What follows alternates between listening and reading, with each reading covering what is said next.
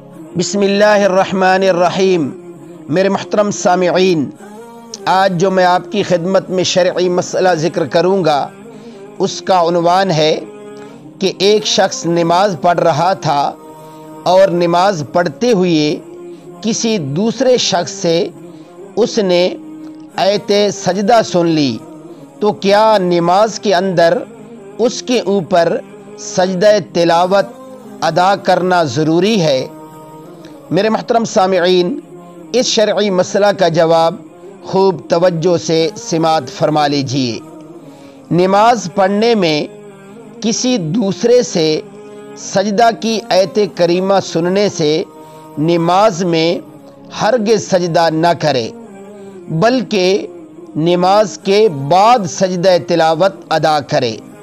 اگر نماز ہی میں یہ سجدہ کرتا ہے تو اس کا سجدہ ادا نہ ہوگا، نماز کے بعد اسے پھر سے سجدہ تلاوت ادا کرنا پڑے گا۔